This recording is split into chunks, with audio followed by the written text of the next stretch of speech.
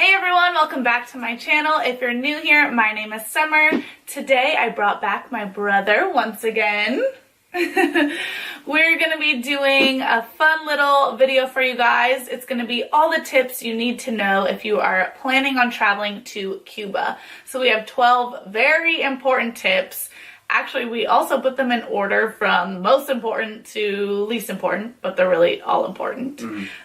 So, let's get into the video. If you haven't already, make sure you subscribe and like this video, and let's jump right in.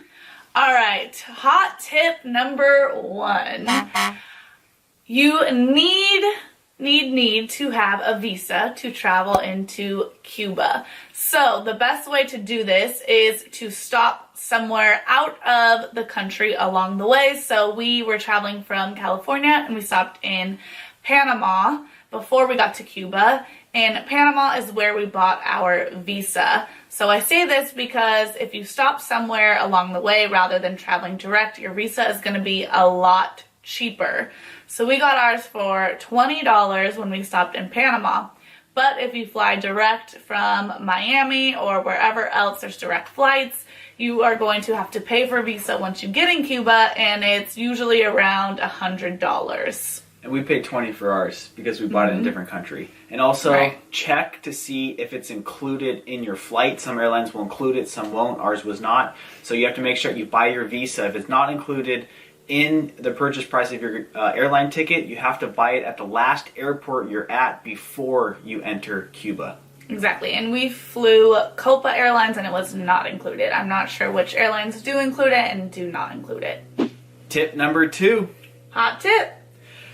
So in order to travel to Cuba, you have to have health insurance. It's a short-term health insurance plan just for your vacation or your business or whatever you're doing to go over there. Now, they say it's absolutely mandatory and you have to buy it before you enter Cuba, but they didn't even check to see if we had it. So go to alliancetravelinsurance.com, Alliance with a Z at the end. Instead of a CE, it's a Z, alliancetravelinsurance.com, and buy the cheapest plan you can. We bought 2 for $50, $25 each, I believe. And so it's super cheap, and they didn't even check. So, but they say it's mandatory. So they wouldn't even let us get on the plane. We were literally the last ones to board our plane at LAX because they said it was mandatory to get into Cuba, but nobody ever checks for it. So just buy it ahead of time because everyone else seemed to have it, and you don't have to worry about it once you get there. Check to see if it's included in your airfare as well, because some of them are.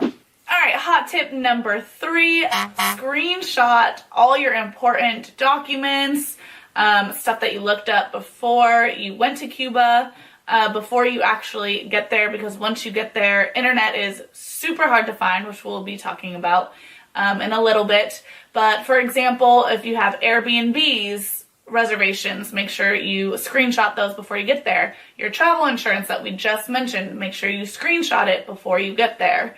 Anything else you can think of? Pictures of places you want to go, any type of reservations for hotels or for excursions or anything that you absolutely want, because pictures we would find on Instagram or online, we would just have to show people, like, where is this? But we didn't have access to internet, so we wouldn't be able to pull it up. So just screenshot everything that's important to you before you go. That way you have it all. You can even put it in a separate folder in your photo albums on your phone if you want to. Makes it a lot easier. So just screenshot everything that's important. Hot tip number 4. Absolute lifesaver. Go to the App Store, download maps.me.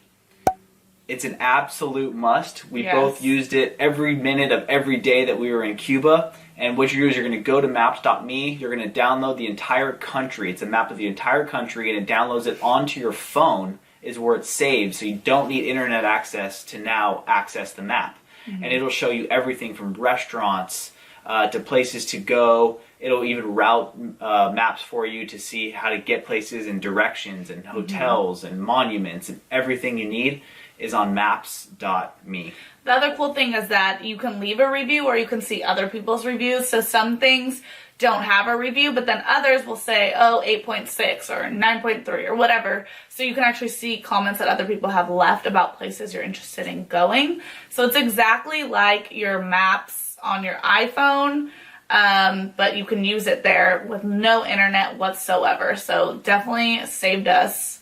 Yep. Huge, huge, huge. Because a lot of times we would tell people where we wanted to go, taxi drivers, for example, and they would have no idea, and we would show them the map. This is exactly where we want to go. We would have it routed out and everything, and then they would know where to take us. Another important thing to download is a Spanish dictionary. So people actually spoke a lot more English than we thought they would there. We thought they would speak basically none. But it's important to have this just for like the small words that you don't remember, and just to help to try to kind of form sentences. You can't actually translate whole phrases or sentences when you're offline, but it will break it apart word by word because it's already saved in the dictionary. So you can kind of still put it together just by looking up words and whatnot. So that was a huge help, because a lot of times we would, want to communicate with people, but we would forget things like how to say waterfall, for example. We wanted to go to a waterfall in Saroa, and we looked up how to say it, which was El Cascade or Cascada. Yeah, and also directions to give a driver too, like here, there, left, next to, all that kind of stuff. Right. All right, hot tip number 5. Before you go, make sure you convert your money. This is if you live in the US. It is different, obviously, for people from Europe or Canada because they have different currency. Make sure if you are an American, you convert your currency either to Euro or to Canadian before you get there.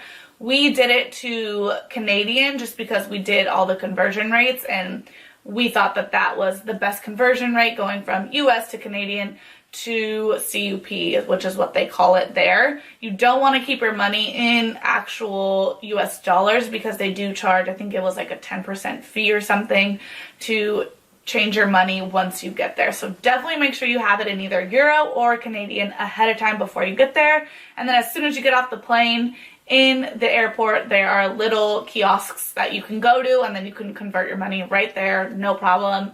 I don't even think there was a fee, and we got our money with no problems. And if you need to, in town, you can also convert at local banks. Just look it up on maps.me and see if there's a bank around if you get into a pinch like we did. I had to go to a bank to convert some extra money, so that's also an option. Tip number 6. Okay. This is an absolute must, and it's also a lifesaver. This could even be like tip number 1. Yeah, it could be. Okay. Take baby wipes and hand sanitizer with you wherever you go every day of the trip. You can bring baby wipes with you. I encourage to do it on the plane. You're not going to be able to buy any there, so have to take them with you in your luggage, as well as those small sanitizer bottles to use with your hands. Take them everywhere, because there is no toilet paper in any of the public restrooms in Cuba. There's rarely any soap, and there's usually not any toilet seats. So it's pretty disgusting. And so carry on all your excursions, everywhere you go, walking, whatever, baby wipes, hand sanitizer. Yes. So we bought the baby wipes ahead of time, just, a normal baby wipe pack, and then obviously those things are really big, and we didn't want to take the whole thing with us wherever we went, so I just brought a resealable bag. A Ziploc bag is fine too, and we just put a few in for the day, and then that's what we took with us everywhere we went. And I cannot stress to you how much this saved us, especially me, because with the food that you eat there and the ice and stuff, it can really affect, your insides and cause a lot of bowel movements. So you want to make sure that you have that. And of course, like you said, hand sanitizer. None of the women's restrooms ever had soap. I know he said that the men's did, but mine never did. So hand sanitizer wherever you go. I would also carry Tums with you throughout the entire trip too, just in case you do get upset stomach. It'll come in handy. Yes, definitely. Tums or Pepto-Bismol, whatever helps you. Bring that for your tummy problems. Number 7, we know all of you guys are wondering about it. How is the Wi-Fi there? How do you get service there? Well, we are going to tell you exactly how. So what you have to do is buy these little vouchers. I will put a picture of it in the side of the screen. They are from this place called Itesca. I think that's how you pronounce it. Itesca. It's an abbreviation for the telecommunications of Cuba or something. Right. So locals go there as well as tourists. The locals, it's kind of like their local phone service. And for tourists, that is the only place in Cuba you can go to buy Wi-Fi cards. So all they sell are our Wi-Fi vouchers, and you can buy them for 1 cook, which is also equal to $1 US, which I think is a pretty good deal. And we got one for each of us, each day we were there. So we were there 6 days. We ended up spending $12 or 12 cook on these. And that is, like I said, the only place you can get it. The only bummer is there's only specific areas you can use these Wi-Fi vouchers. So when we were in Varadero Beach, there was a little bar like a block from us that also had a Tesca Wi-Fi available there. So we would go there every night to use our Wi-Fi voucher. Other than that, there was nowhere near us there. And then in Havana, we had a hotel a couple blocks from us that you could go to where you could use the voucher, or a park. So almost every night we were in Havana, I think except one night we were literally in a random park at 10 p.m. at night in the dark using our Wi-Fi voucher because that was the only place you could use it. And another side note, when you are using these vouchers in places like bars or hotels, they charge a ridiculous amount for the drinks. It's not even worth it because we spent one night $10 in drinks and we paid $2 for the Wi-Fi vouchers because each drink was $5 or 5 cook. So definitely go to a park if you can. We didn't mind. It was pretty nice out for the most part. So that's what you have to do. Step 1, go to the Texas shop, buy the voucher. Buy them all at once. All at once. You're going to have to wait in line. There's always a line. Always a line. Go in the morning. And then step 2 is you take those vouchers and then you have to go find a Wi-Fi spot to use Wi-Fi. Mm-hmm. So it's 2 separate things you got to do there. Yes, and like we said, there's always a line and it takes forever because they let like 2 or 3 people in at a time. So go in the morning. I think we went at like 10 one morning and there was nobody there. It was perfect. So we bought all of our vouchers there. Sometimes they sell them at the bars or hotels too, but they charge an extra $1. So you can go there for convenience, but you're going to pay more. Tip number 8. Taxis in Cuba are through the roof expensive, okay? And we had to trial and error throughout our whole trip to find out what a taxi should cost. Taxis are super expensive. We spent like $900 on the trip total between the two of us, and $250 of that were just on taxis alone. So in Varadero Beach, we rode in a convertible, we bought a couple other taxi rides, and we spent like $30-something, $40 a day, and it was ridiculous. And then, so what you have to do is you really have to bargain hard. So we found out that the sweet spot is about $2 a mile, especially in Havana. That's what we need, $2 a mile. And we had to pass up 3 or 4 taxis just to find one that would take us for that rate. Because we were only about 2 to 3 miles outside of Old Havana, and taxis kept wanting to charge $10. We said no, 5, and we finally found 5. Mm-hmm. And what we found is that the older cars with the older drivers were the cheapest. I'll put a little picture here. So they're like old. We ran into one guy. He calls them Russian cars, and they're old Russian cars, but they're taxis with older drivers, and those are the ones that were super cheap. And then another tip on top of that is if you do a day trip to vinales and saroa, hire a taxi driver to be with you all day, and if you do it through the horseback riding trip that we booked, it'll be $120, and the guy will arrange that for you, which is a super cheap deal. And he took us everywhere we wanted to go, and he was with us the whole day for $120. And usually the going rate for vinales, a full day, just to have a taxi driver with you and stay there, is $140 or $150. So we got such a steal. So you just want to make sure you know what the going rate is so that you're not overpaying. Also, you'll see these little yellow cars, which we called egg cars, and they also want to rip you off. They want to charge as much as the classic cars, which is ridiculous because you're sitting outside in this little egg car. So definitely bargain hard with them as well.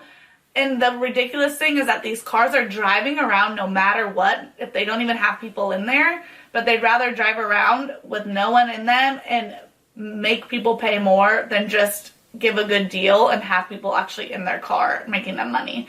And they don't really care. So if you don't mind, take those little Russian cars, but obviously you want to ride in a convertible at least once or twice, or do a tour in them and take some pictures. That's probably your best bet. Yeah, do a tour. I think it's like $30 or $40 for half an hour. It's expensive, but don't take it anywhere else because it'll be too expensive. Right. Okay, hot tip number 9. This is more just kind of like insight into what you should be spending on food while you're there. So we found that the average rate for dishes was anywhere between 5 and 7. 7 is on the high end. Some would be anywhere from 7 to 18. We never got those ones on the 18 scale, but that was like lobster and like lobster, shrimp, and chicken all combined. But for a half chicken or a quarter chicken, which you'll see everywhere, you should not be paying more than 5 or 6 CUP for those dishes. And if a place is charging more than that, then you know you're getting ripped off. It's probably a tourist spot. Try to go places where the locals eat. Sometimes they'll even have the dishes in prices of CUP, which is the local rate. That's how you know you're at a locals place and you're getting a really great deal. We found one locals place in Havana. We ate there 3 nights in a row because we could get 3 huge dishes, sometimes even 4, 3 beers, 4 beers for around $15 or 15 cook. And that was because everything on the menu was in CUP, and that's how you know you're getting a good deal. Also, drinks should be no more than $3. You'll see them for $3.50, $4, $4.50, a lot of places, but the average is $3. That's what you should be paying, $3 or less actually, because we found a great spot in Havana that was also seemed to be a local spot, but it was in CUC on the menu, and their drinks were like $2.50, $2.75 for a great pina colada, amazing, best one we've ever had. Or a mojito or anything like that. So don't pay more than $3 or $3.50 for a drink. That should be the max. Tip number 10. About half the restaurants we went to did not charge us tip included, and the other half did. So definitely check your bill to see if tip is included. The going rate is about 10%. So usually you'll see it on the menu. It'll say it's probably somewhere small where you almost can't even read it. But we looked at every single menu just to make sure. And so about 50%, like I said, the tip was included, so we didn't tip on top of it. And another tip is if you have large bills, which you will because you'll do your currency conversion, pay with your large bills and get a lot of small ones in return, because at first we were using all of our small bills because things are $3 here, $2, $1, buy souvenirs, this and that, and then we were stuck with a bunch of 50s and 20s. And the restaurants and the places are going to tell you, well, do you have anything smaller? It's like, well, no, because everybody else wanted smaller bills, so I'm out of small bills. So pay with your 50s and your 20s first. As much as you can, everywhere you go. Yeah, then get all your small bills and just save them for when you want to bargain, especially when you're buying souvenirs and gifts and stuff, and then you can pay them straight. That way they're not looking at you all weird when you pay them. Right, because you don't want to bargain with someone and say you get them down to 6 or 7 for something and then you hand them a 10 and ask for change. Like, I feel like that's a little rude. So you definitely want to have smaller bills, and they also have dollar coins as well.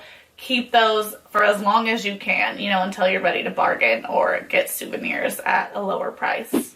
Number 11. So we stayed at some great Airbnbs, which I will link below. I want to say the average was, what did we pay a night? 40 to 50. 40 to 50. These places were great. The hosts were always super helpful. And one thing that they do at the Airbnbs is they offer to cook you breakfast. So the first place we went, you know, they took our order, they would make us breakfast, and then it wasn't until the very end we found out when we were checking out that they charge for breakfast. So the next place that we stayed, which was in Havana, we made sure to ask our Airbnb host, do you charge for breakfast? If so, what do you charge? The going rate is always 5 CUP, which isn't bad because... CUC. Sorry, CUC. Per person. Yes, per person. And if you were to go to a restaurant, it would probably come out to more than that, plus tip. So just make sure that you're asking before you agree to have them cook you breakfast. But yeah, anything to add? It's more of a convenience thing than anything else. Like, you can't... Right. You're not going to pay more than or less than $5 anywhere else. Right, and I mean, at our second place, we got oatmeal, we got eggs, we got fresh fruit, we got smoothies, we got a lot for $5 each every day. So, tip number 12, bring extra cash. You never know how much you're going to need and how much you're going to spend. We spent so much the first few days. We were literally skipping meals in Havana to save money. And luckily I had some extra Canadians and I had some extra US dollars. I had to go to the bank, do some exchanges. But anyway, bring more than you think you're going to need. You're going to have a good time. You're going to want to do stuff. We spent $900 between the two of us in 7 days. So that's an indication, $100, $150 a day for 2 people. And you should be good, but always bring extra just in case. Because your cards don't work. No cards, no debit cards. You can't go to the ATM machine. It's either you bring the money or you're pretty much shit out of luck. Alright everyone, that is it for today's video. Thank you so much for watching. We hope these tips were helpful for you if you plan on traveling to Cuba. If you have any questions, make sure you leave them in the comments below. We'll be sure to get back to you. I will also link everything that we mentioned down below, our Airbnbs, our excursions, and everything else that we mentioned. Despite what people say, Cuba is actually really, really easy to get in and out of. So if there's any false misconceptions out there, go to Cuba. You won't regret it. You'll have tons of fun. And it's very easy to travel into. I don't think we mentioned that as well, but I'm glad you threw that in. It's very easy. It's very safe, despite what a lot of people may think. So if you have any questions about that as well, how hard it may have been for us to get in or how easy, make sure you just ask that in the comments below as well. And I will get back to you. Troy, thank you so much for helping out with this video. If you haven't already, make sure you check out our travel vlog to Cuba. I will also link that down below. And we will see you next time. Bye, guys. See ya.